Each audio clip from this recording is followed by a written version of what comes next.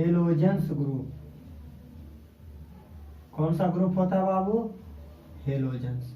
तो हेलोजेंस में क्या आता है? एलिमेंट ले लेंगे, सिंबल ले लेंगे और उनका एटॉमिक मास ले लेंगे। क्या ले लेंगे? एटॉमिक मास ले लेंगे। ध्यान दीजिए बाबू, एलिमेंट में क्या लेंगे? देखिए हमने क्या कहा, कौन कौन सा एलिमेंट चाहिए हेलोजेंस में चाहिए? तो क्लोरीन, ब्रोमीन और आयोडीन। क्लोरीन, ब्रोमीन और क्लोरीन का Cl, ब्रोमीन का Br, आयोडीन का I होता है। देखिए इनका एटॉमिक मास 35.5 आता है, ब्रोमीन का कितना 80 आता है, आयोडीन का 127 होता है। इनका अर्थमेटिक मीन निकालिए बाबू। अर्थमेटिक मीन 30.5 प्लस 127/2 होगा। तो क्या हो जाएगा? इनको जब ऐड करेंगे तो कितना देगा?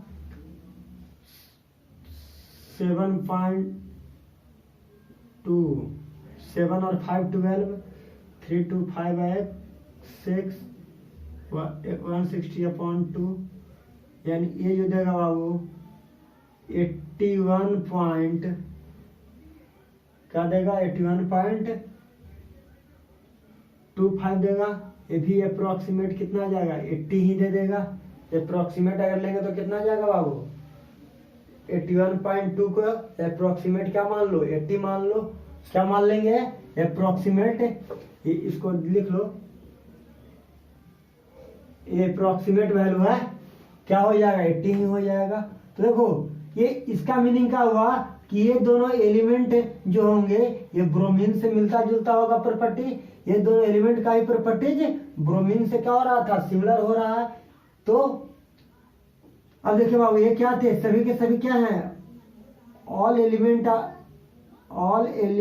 Are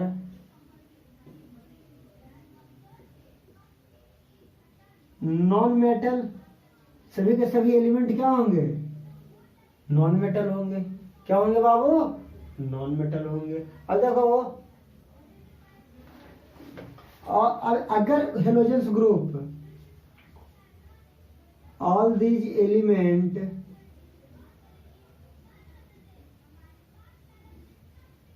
react with water to form acid. क्या फॉर्म करता है बाबू? एसिड फॉर्म करता है। क्या फॉर्म करता है? एसिड फॉर्म करता है। फिर क्या करता है? They react with metal. अगर halogens they react with metal, metal के साथ रिएक्ट करेगा बाबू टू फॉर्म साल्ट। क्या फॉर्म करता है? Salt. They have a valency of 1। देखो हेलोजेंस ग्रुप का वैलेंसी कितना होता है बाबू? 1 होता है। क्या होता है बाबू? 1 होता है। अब बताओ हेलोजेंस का मीनिंग क्या होता है? क्या होता है हेलोजेंस का मीनिंग? क्या होता है? देखिए हेलो कहा जाता है साल्ट को और जीन कहा जाता है प्रोड्यूसर को।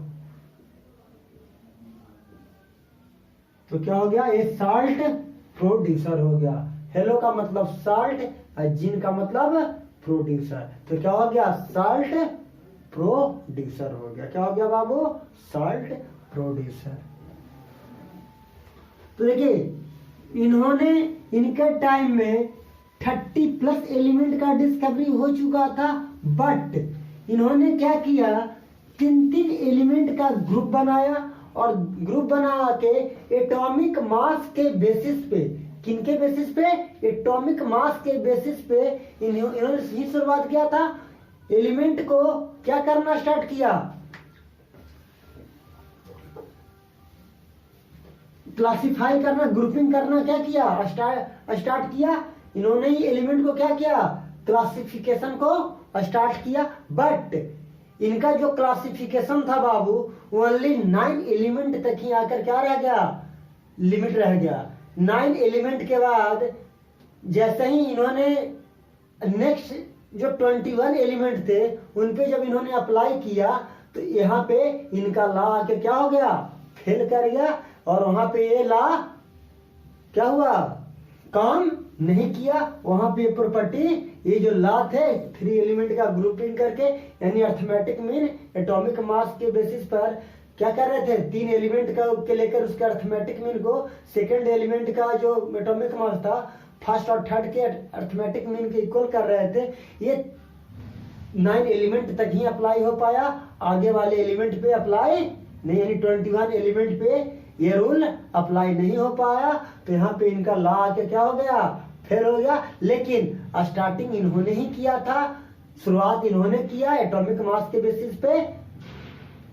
तो इनका लिमिटेशन क्या रहा बाबू, डिमेरिट क्या रहा,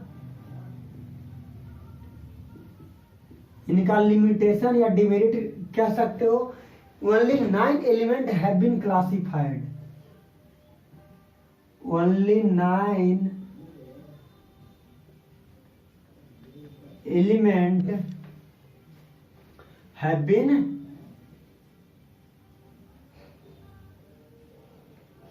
क्लासिफाइड, सिर्फ 9 एलिमेंट ही क्लासिफाइड कर पाए थे। सेकंड में लिखना बाबू, all the non element, all the non element, जितने भी नॉन एलिमेंट थे, can not be put, can not be put, ये उस form in the triad, can not be put in the triad, triad में put नहीं कर पाए इनका। और क्या, even in the same group, even in the same group, even in the same group, same group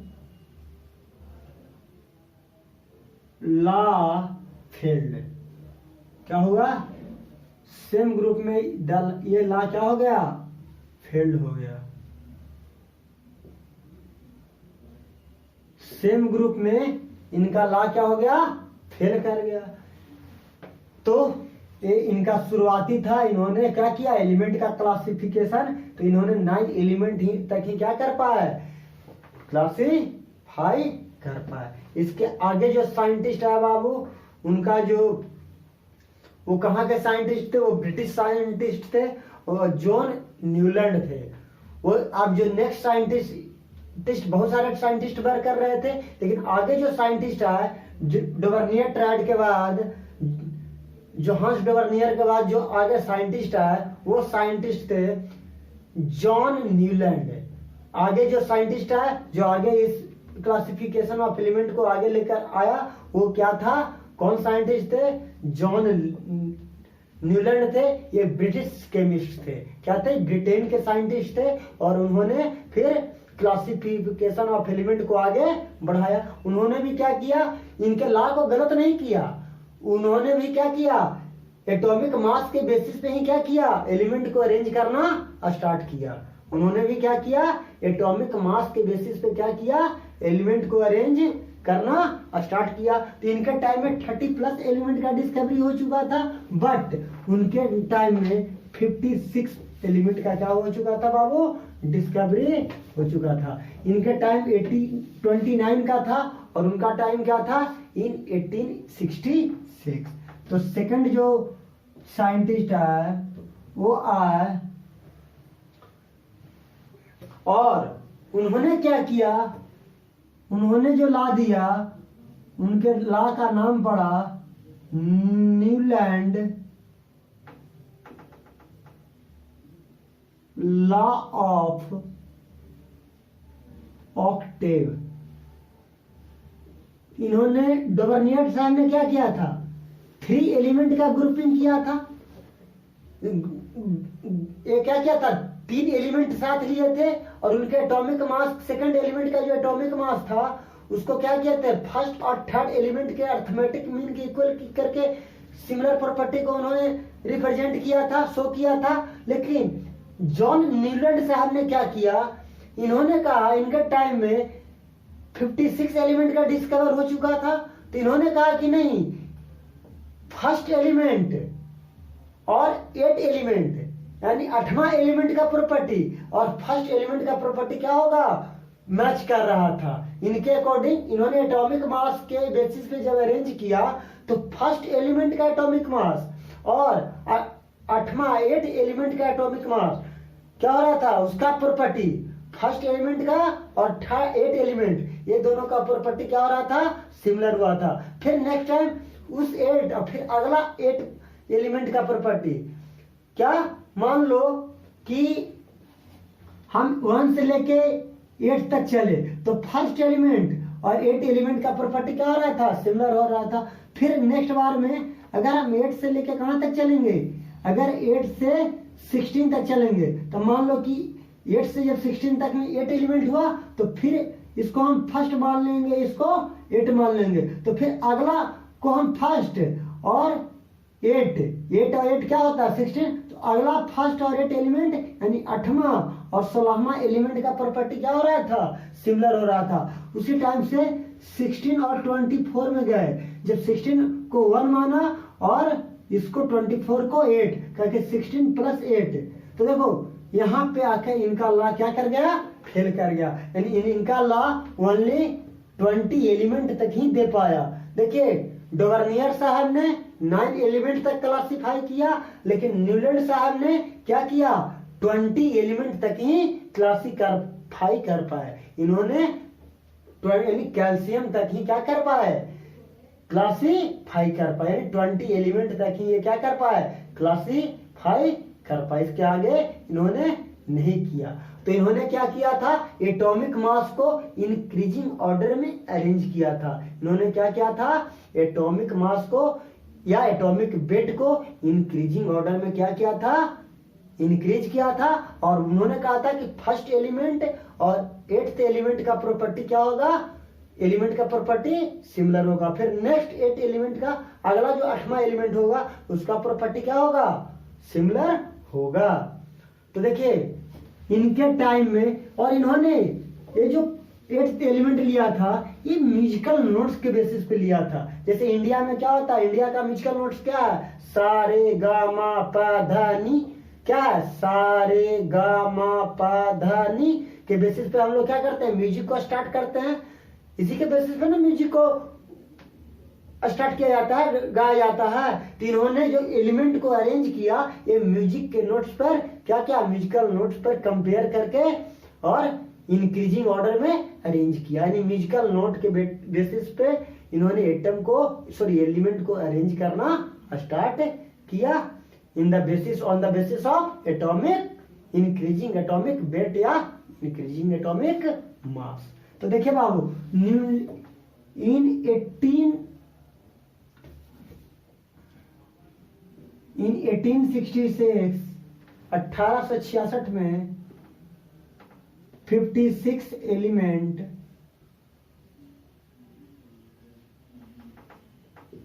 where known, कितने element की खोज हो चुकी थी बाबू, 56 एलिमेंट डिस्कवर हो चुके थे ना। कितने एलिमेंट, 56 एलिमेंट का डिस्कवर हो चुका था। इनके अकॉर्डिंग देखो बाबू, ये क्या कहते हैं, arrange element in the increasing order of arranged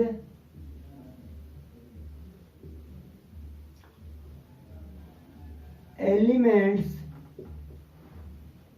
in the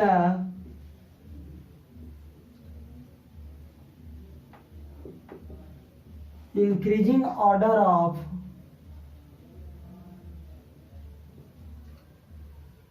atomic masses के बेसिस पे इन्होंने क्या किया, एलिमेंट को अरेंज करना स्टार्ट किया। ठीक है, इन्होंने क्या किया, स्टार्टेड विथ हाइड्रोजन, हाइड्रोजन से शुरू किया और क्या किया, and with thorium, and with thorium, और थोरियम पर लाकर क्या किया, लास्ट किया। कोई दिक्कत? इनके अकॉर्डिंग देखो बाबू,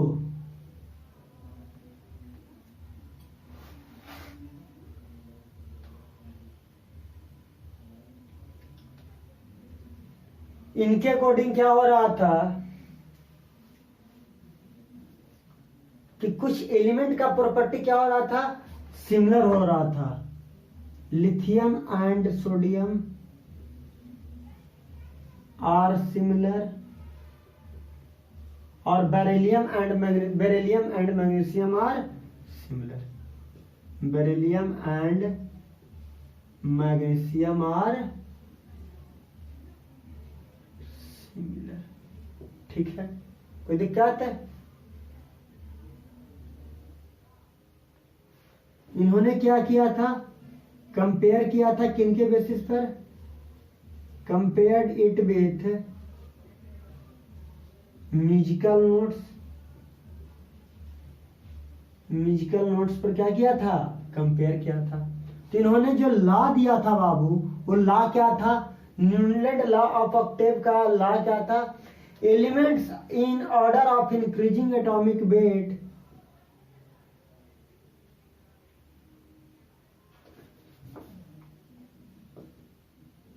elements in order of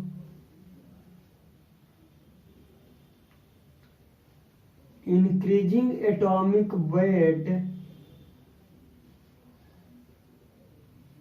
increasing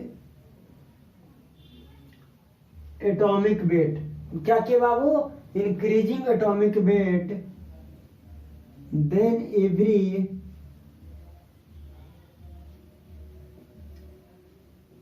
eighth element, प्रत्येक 8वां एलिमेंट, क्या बोले थे, every 8th element will have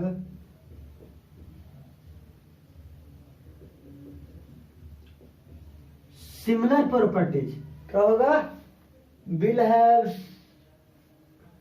have properties, will have properties similar to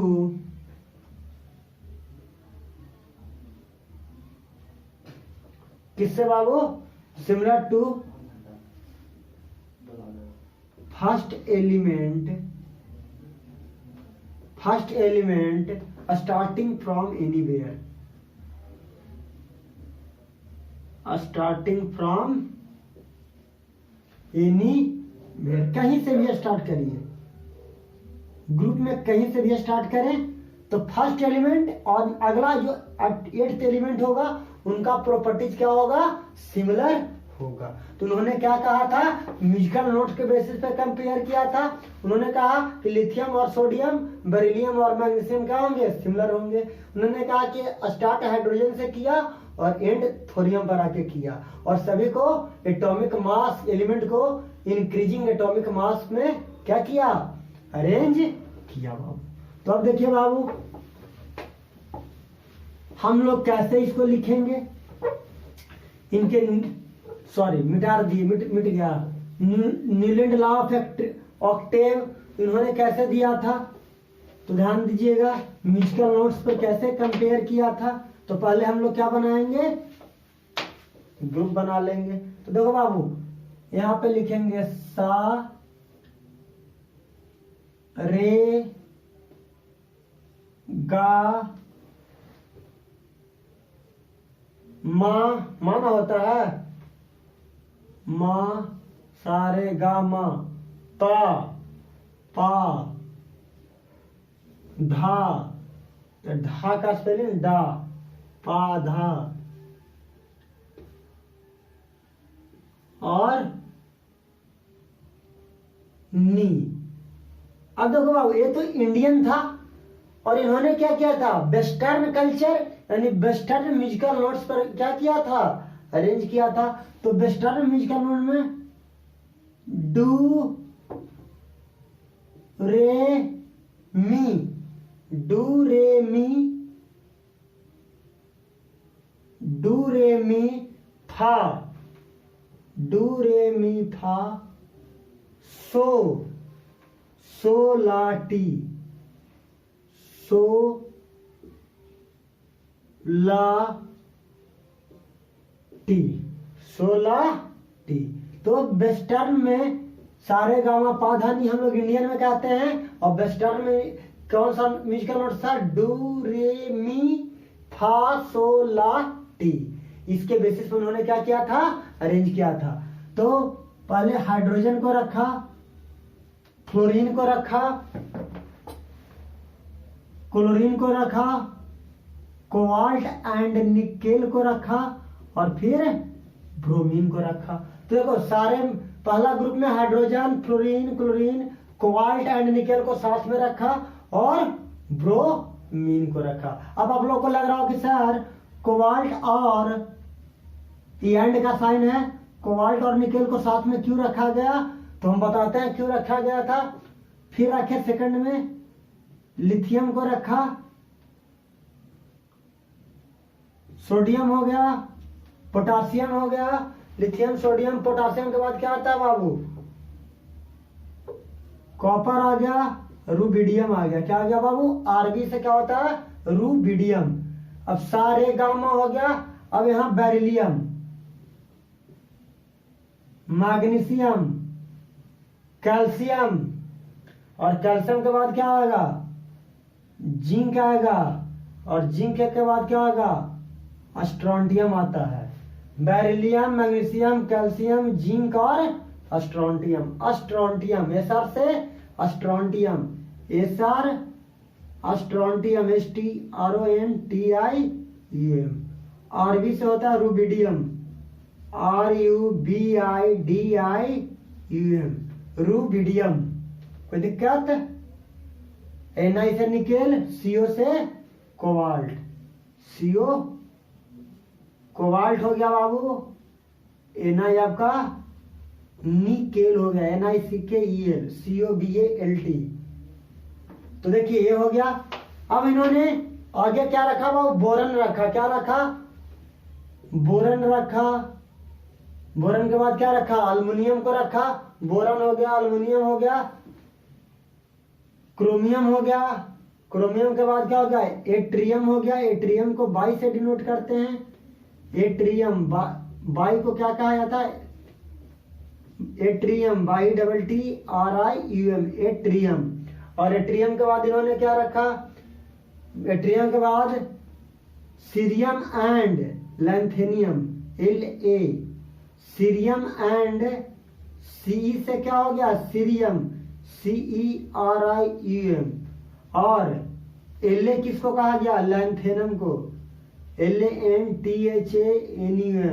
lanthanum का क्या नाम पड़ा, LA नाम पड़ा। सब पहला आया boron, aluminium, chromium. Boron, aluminium, chromium, atrium और सीरियम एंड लैंथेनम। अब आया बाबू कार्बन की बारी। कार्बन के बाद क्या आ गया, सिलिकॉन आया। देखो कार्बन के बाद किसको रखा गया, सिलिकॉन को रखे। सिलिकॉन के बाद टाइटेनियम को रखे। टाइटेनियम के बाद इंडियम को रखे। और इंडियम के बाद जिरकोनियम को रखे। किसको रखे, जिरकोनियम को। फिर रखे नाइट्रोजन, फास्फोरस। नाइट्रोजन, फास्फोरस के बाद मैंगनीज। और मैंगनीज के बाद क्या रखा गया, आर्सेनिक रखा गया। और एक को ब्लैंक रख दिया गया, इनको नहीं लिए। फिर किसके बाद आता है, ऑक्सीजन आता है, सल्फर आता है, आयरन आता है, सेलेरियम आता है। एसी को क्या कहा जाता है, सेलेरियम,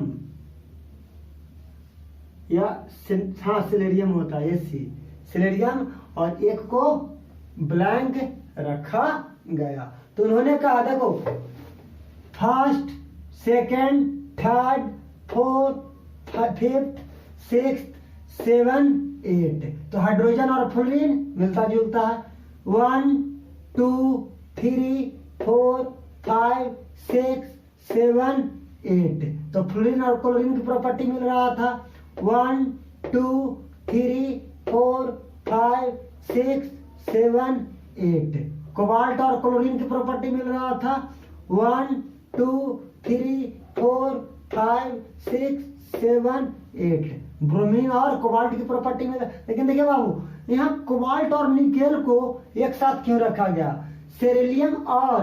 सेरियम और लैंथेनम को एक साथ क्यों लिया गया? इसलिए लिया गया बाबू कि ये दोनों को अलग अलग रखा गया था। कोबाल्ट को अलग रखा गया था और निकेल को अलग रखा दिया गया था, लेकिन ये दोनों का प्रॉपर्टी, कोबाल्ट और निकेल का प्रॉपर्टी, ये दोनों का सिमिलर आ रहा था।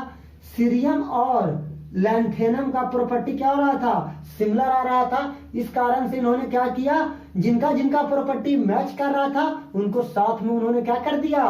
पुटअप कर दिया। क्या कर दिया? उन्होंने एक साथ पुटअप कर दिया। जिन जिन एलिमेंट का प्रॉपर्टी सिमिलर आ रहा था उनको एक ही साथ उन्होंने, तो कोबाल्ट और निकेल को एक साथ कर दिया, सीरियम और लैंथेनम को उन्होंने एक साथ कर दिया। ठीक है, उसी तरीके से किसी का भी लिखो 1 2 3 4 5 6 7 8। तो लिथियम सोडियम का 1 2 3 4 5 6 7 8 कहीं से भी स्टार्ट करो तो उसका प्रॉपर्टी क्या होगा? मैच कर। जहां पे पहला और 8वां एलिमेंट आएगा उसका प्रॉपर्टी मैच करेगा। अब आइए